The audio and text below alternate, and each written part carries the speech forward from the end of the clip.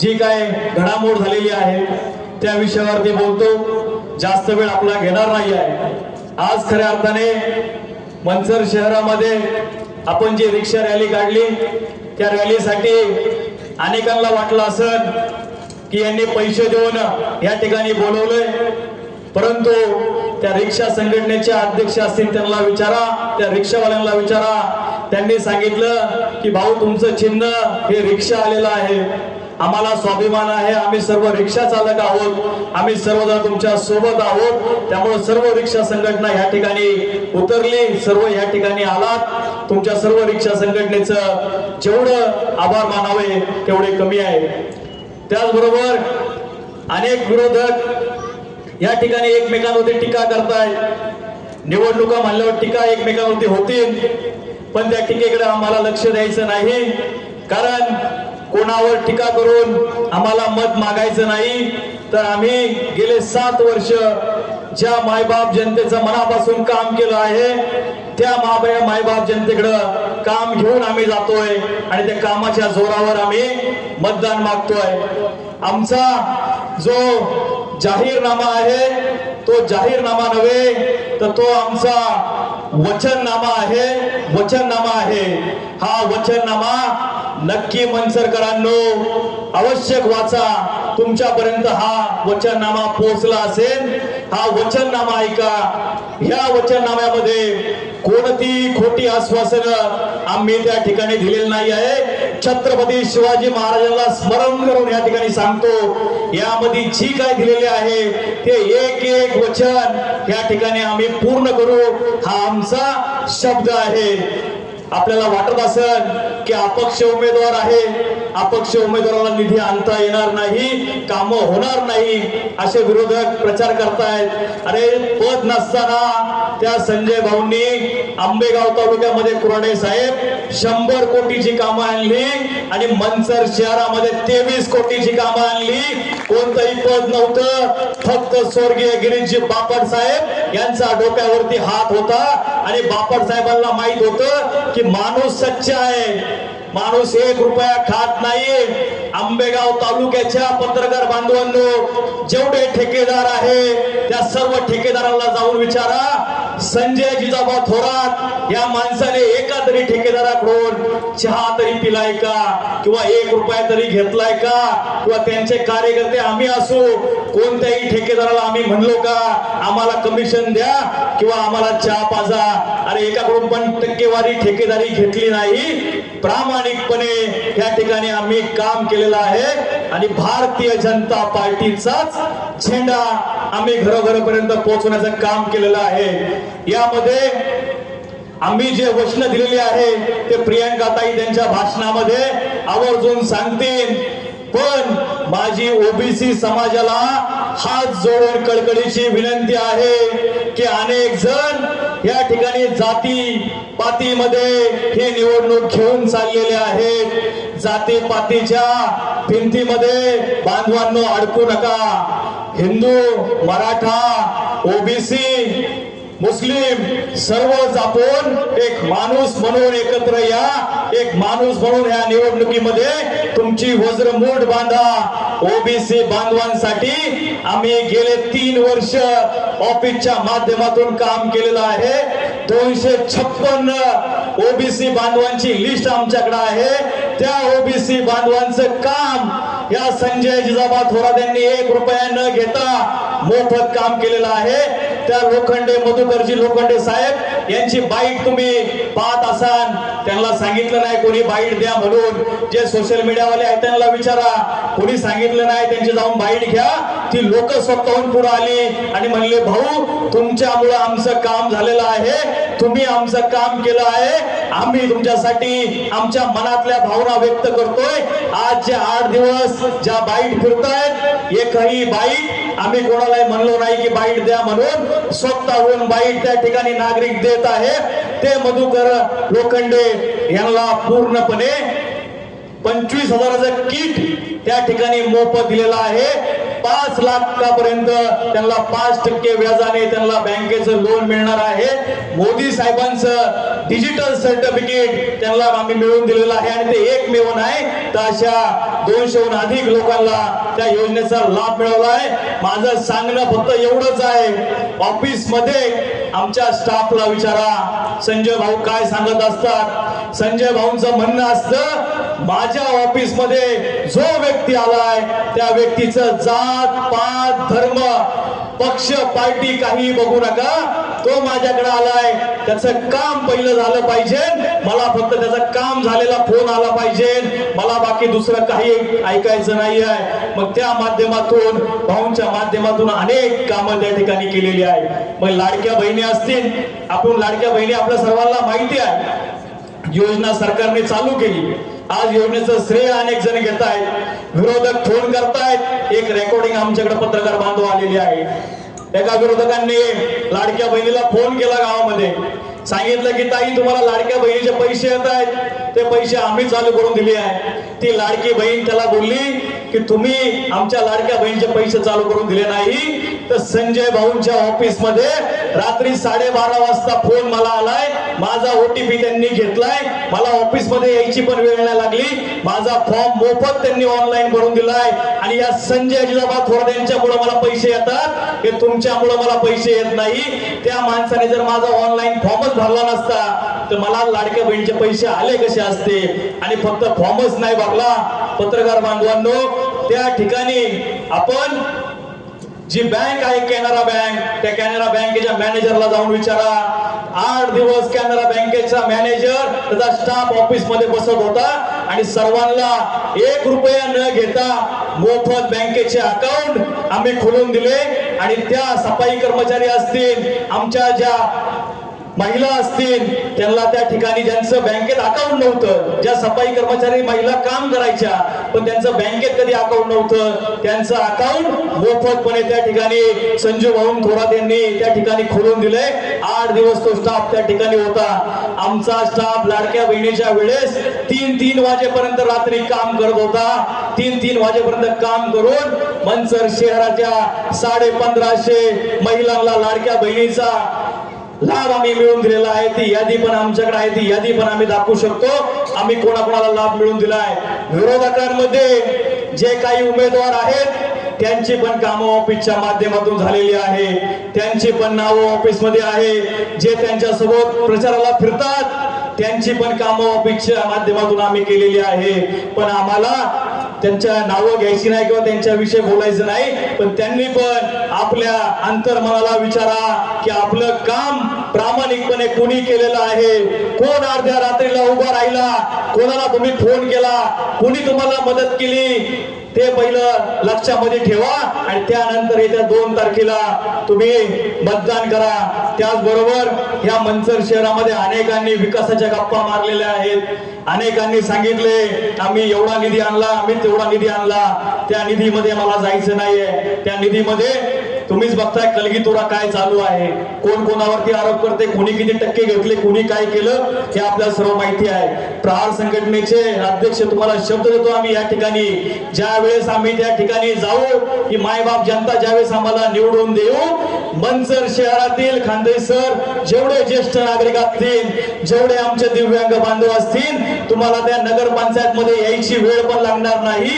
तुम्हाला नगरपंचायतचे जे जे काय उतारे लागतील ते तुम्हाला घरपोच आम्ही देऊ, कारण तुम्ही दिव्यांग बांधव ज्येष्ठ नागरिक तुम्हाला तिथपर्यंत येण्याचा सुद्धा त्रास आम्ही करून घेणार नाही।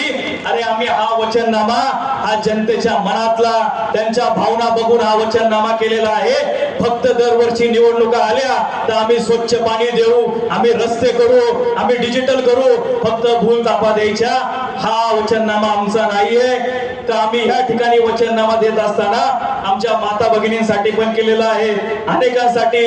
त्याचप्रमाणे या ठिकाणी जनता दरबारच्या माध्यमातून दर रविवारी संजय भाऊंचा जनता दरबार व्हायचा, त्याचे पुरावे आमच्याकडे आहे। अनेकांचे मोफत ऑपरेशन पुण्या ठिकाणी केले, डी.वाय. पाटील ठिकाणी केले। संजय भाऊंना कार्यकर्ते म्हणायचे की भाऊ अहो हा आलाय, हा विरोधामध्ये आहे, हा आपलं काम करणार नाही, हा खाली गेल्यावरती आपल्याला शिव्या देतो। भाऊ म्हणले मला माहित नाही, मला त्याचं काम झालं पाहिजे। अरे 1.5 2 लाखाची बिलं ही स्वतः संजय भाऊंनी त्यांच्या खिशामधून भरलेली आहे। एवढं ध्यानात ठेवा, हा माणूस कोणाचं घेण्यासाठी नाही आला, तर हा माणूस देण्यासाठी आलेला आहे। या माणसाने आतापर्यंत समाजाला वाहून घेतलेलं आहे आणि समाजासाठी वाहत असताना त्या जनसंपर्क कार्यालयामध्ये 3 स्टाफ आजही कामाला आहे। त्या 3 स्टाफचा पगार, ऑफिसचा पगार, सगळा मेंटेनन्स, झेरॉक्स, सर्व योजना दर महिन्याला 1 लाख रुपये खर्च आहे। मी तुम्हाला सर्वांना चेकनी पैसे दिलेले 1 लाख रुपये खर्च हा माणूस फक्त या मनसरच्या नव्हे आंबेगाव तालुक्याच्या मायबाप जनतेसाठी करतोय।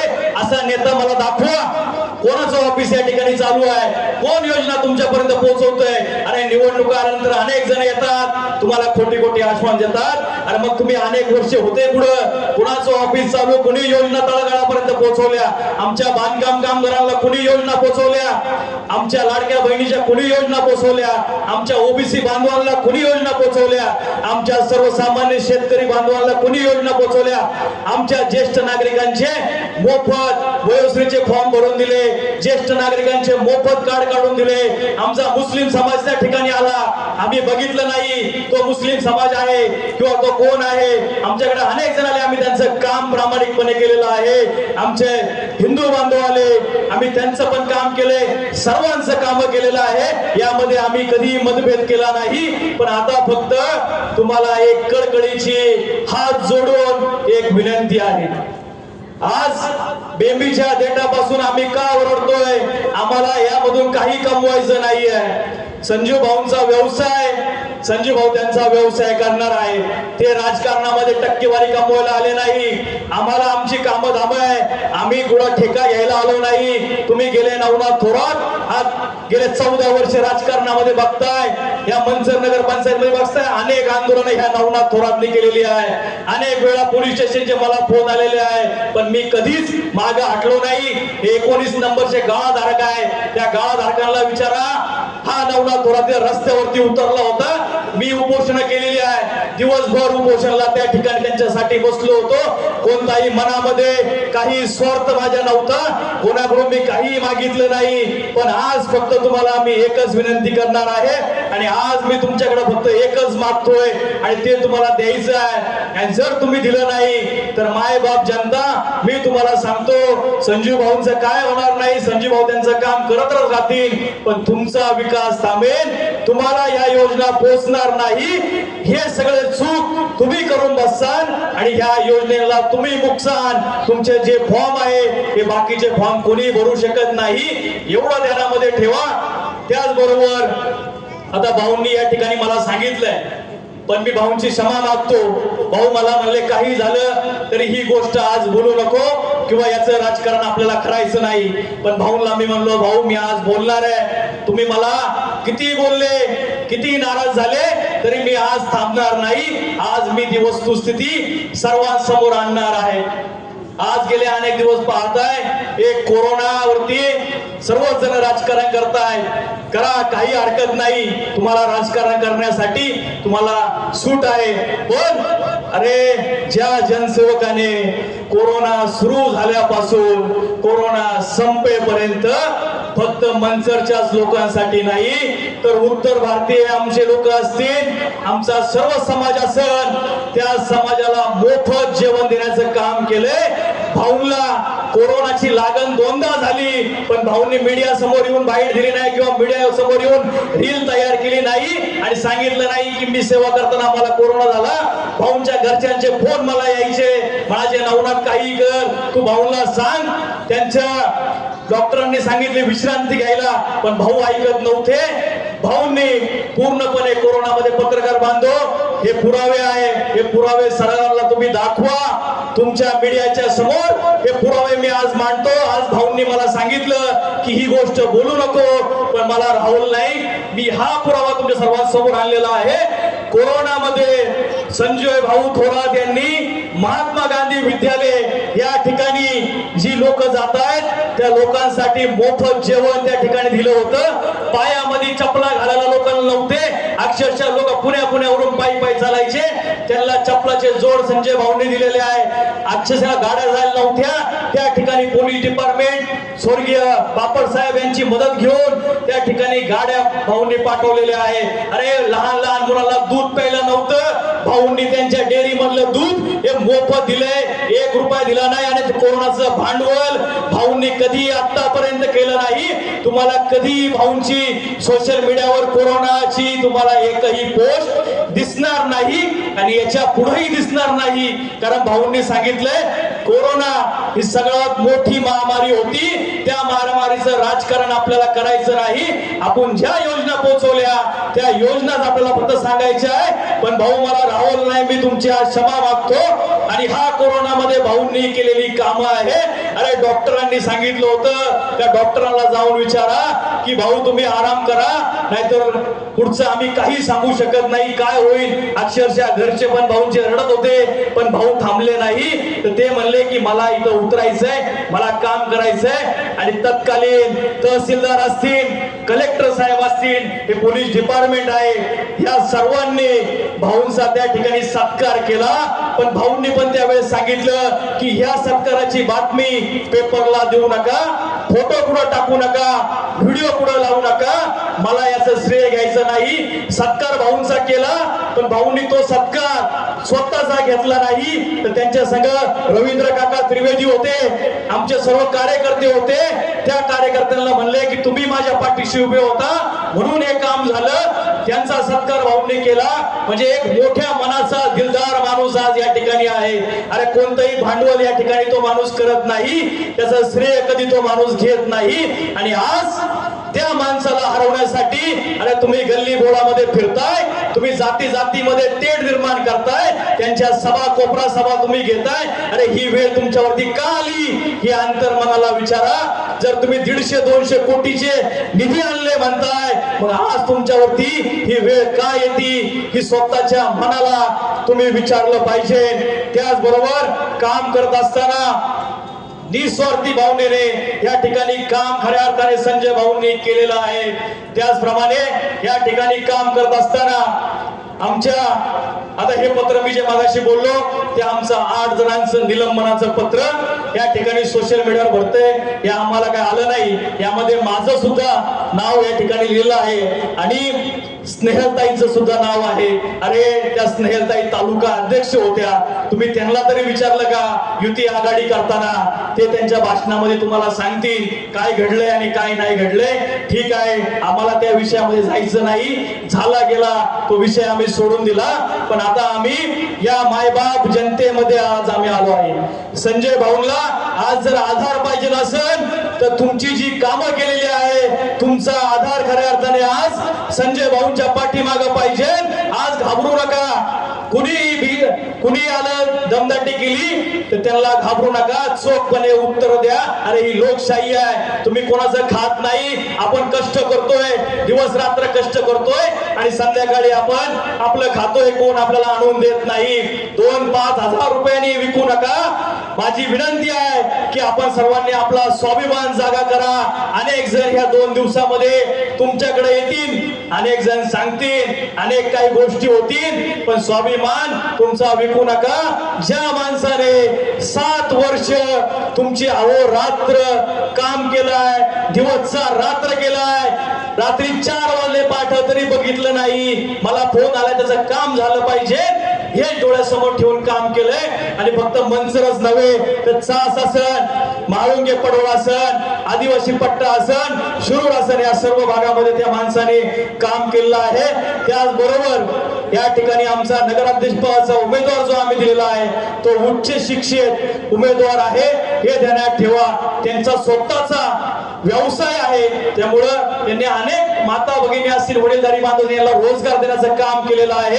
अनेकांना ते येणाऱ्या काळामध्ये काम देतील। त्याचप्रमाणे आरोग्याचा विषय सर्वात महत्वाचा आहे। कोणाच्याही जाहीरनाम्यामध्ये आपण पहा, अरे आरोग्याच्या विषयावर तुम्ही बोलताय पण तुम्ही करणार काय आहे हे तुम्ही पहिल्यांदा तुम्ही सांगितलं पाहिजे। आज आरोग्याच्या विषयामध्ये आम्ही जर काय करणार असोल तर आम्ही हे केलेले त्यानंतर आज आम्ही सांगतोय। अरे ते रिक्षा चालक दिलीप थोरात यांची बाईट काल व्हायरल झाली, त्या दिलीप थोरात यांनी नवस केलाय मोरया गणपती बशी की संजू भाऊंची सून निवडून येऊ द्या, 5 किलो लाडू आम्ही या ठिकाणी वाटू। अरे या माणसाने नवस काय फक्त दिखाव्यासाठी केला नाही, त्या माणसाच्या मनातल्या भावना आहे। त्या माणसाला विचारा, रात्री त्यांचा फोन आम्हाला आला, भोसरे हॉस्पिटलमध्ये त्यांना ऍडमिट केलं, त्यांचा आतमध्ये त्यांना ब्लॉकेज निघाले, 4 ब्लॉकेज त्या माणसाला होते, 2.5 ते 3 लाख रुपये खर्च सांगितला। त्या माणसाकडे देण्यासाठी लगेच पैसे उपलब्ध नव्हते। त्या माणसाचा फोन आला, संजू भाऊला सांगितलं भाऊ माझं असं असं झालंय काय करू। भाऊने लगेच गाडी काढली, त्या ठिकाणी गेले। भाऊने सांगितलं काळजी करू नका, धीर सोडू नका। डॉक्टर म्हणले आम्ही गॅरंटी देऊ शकत नाही। भाऊ म्हणले माझ्यावर विश्वास आहे का तो म्हणला, भाऊ मरेपर्यंत माझा तुमच्यावरती विश्वास आहे। भाऊ म्हणले बस फक्त एवढंच करा, लगेच ऍम्ब्युलन्स बोलवली आणि त्या माणसाला पुणे या ठिकाणी नेऊन पूर्णपणे ऑपरेशन मोफत केलंय, 1 रुपया त्याचा घेतला नाही। जे आयुष्यमान भारत कार्ड जे काढलं होतं ते 5 लाखाच्या आयुष्यमान भारत कार्ड वरती त्या माणसाचं मोफत ऑपरेशन केलेलं आहे आणि हे आम्ही करून दाखवलंय। म्हणून आम्ही मायबाप जनतेकडे मत मागतो, कारण हा आमचा अधिकार आहे जे आम्ही 7 वर्ष तुमची कामं केली। आज तुमच्यावरती वेळ आहे की सर्वांनी तुमच्या परिवाराचं, तुमच्या सर्व नातेवाईकांचं एक एक एक एक मत हे प्राचीताईला आणि 16 नंबर मध्ये जे आमच्या स्नेहताई आहेत त्यांना तुम्ही मत द्या। रिक्षा आणि स्कूटर हे चिन्ह आहे, त्याप्रमाणे जे अपक्ष उमेदवार आम्हाला पाठिंबा देत आहेत। आता पत्रकार बांधव एक मंचर मध्ये एक वेगळी चर्चा सुरू झालेली आहे। 2 दिवस झाले विरोधकांच्या पायाखालची वाळू सरकलेली आहे। अनेक जण म्हणतायत जिकडं जाऊ तिकडं रिक्षाच, कुठेही जावा रिक्षाच, गल्ली बोळात जाऊ रिक्षा, तोंडामध्ये सगळ्यांच्या एकच नाव येते रिक्षा। काही नगरसेवक आम्हाला म्हणतायत की भाऊ आमच्याकडे लक्ष ठेवा, सगळेजण रिक्षा म्हणतायत, पण त्या नगरसेवकांना पण आम्ही सांगतो की आमचे खाली आम्ही पॅनल जरी उभा करू शकलो नाही तरी काय हरकत नाही, पण जो प्रामाणिकपणे निष्ठेने या मायबाप जनतेची सेवा करेल, जो ह्या मायबाप जनतेच्या सेवेसाठी उतरेल, त्याच्या विरोधामध्ये आम्ही कधी बोलणार नाही, त्याच्या विरोधामध्ये आम्ही कधी जाणार नाही। आमची फक्त एकच अट आहे की तुम्ही खालच्या पातळीवर तुमचं काय करायचं तुम्ही करा, पण जर तुम्हाला संजू भाऊंची जर मदत लागत असेल तर तुम्हालाही वरती मदत करावी लागेल। एवढं तुम्हाला मी आजच्या निमित्ताने या ठिकाणी सांगतो। आणि सर्व माता भगिनी, सर्व वडीलधारी बांधव, तुमचा जो 2 दिवसापासून फोन येतोय, अनेकांचा फोन येतोय, अनेक जण म्हणतायत भाऊ वरती तर रिक्षा दिसतंय पण खाली चिन्ह सगळी वेगळी दिसतायत, मग खालच्याला मतदान कोणाला करायचं, वरती तर आम्ही रिक्षा करणारच आहोत, मग खाली कोणाला चिन्ह करायचं। तर आम्ही म्हणलो जरा 1 दिवस थांबा, तुम्हालाही सांगतो की खाली आपल्याला कोणाला मतदान करायचं आहे। ज्या ठिकाणी आमचे उमेदवार आहे त्या ठिकाणी आम्हालाच मतदान करा, वरती पण आणि खाली पण। आणि ज्या ठिकाणी आमचे उमेदवार नसतील पण जे निर्भीडपणे या मंचरकरांच्या विकासासाठी पुढे येतील, आम्हाला पाठिंबा देतील, आमचं काम करतील, त्यांनाच मतदान करायला आमच्याला जे जे फोन आले आम्ही त्यांना सांगू। आम्ही कोणाकडून 1 रुपयाची पण अपेक्षा ठेवली नाही आणि 1 रुपया सुद्धा आम्ही कोणाला दिला नाही आणि देणारही सुद्धा नाही, कारण 7 वर्ष प्रामाणिकपणे आम्ही या ठिकाणी कामं केली आहे। जाता जाता फक्त तुम्हाला एकच सांगतो, काल जे संजू शेठ बोलले होते की माझ्या सभेला कोणीही मोठा नेता नसेल, माझ्या सभेला कोणी सेलिब्रिटी नसेल, माझ्या सभेला सेलिब्रिटी आणि नेता असेल तो ही मायबाप जनता असेल, ही सर्व वडीलधारी बांधव असतील। भाऊ तुमचा मनापासून आभार मानतो आणि आपल्या सर्वांना विनंती करतो, 2 तारखेला विजयाची खून आहे, 2 नंबरचं बटन आहे, रिक्षा स्कूटर आणि ज्यांनी आम्हाला पाठवले त्यांना आपण विजयी करा एवढी विनंती करतो। यानंतर स्नेहलताई चासकर यांना विनंती करतो की ताई आपण आपलं मनोगत या ठिकाणी व्यक्त करावं।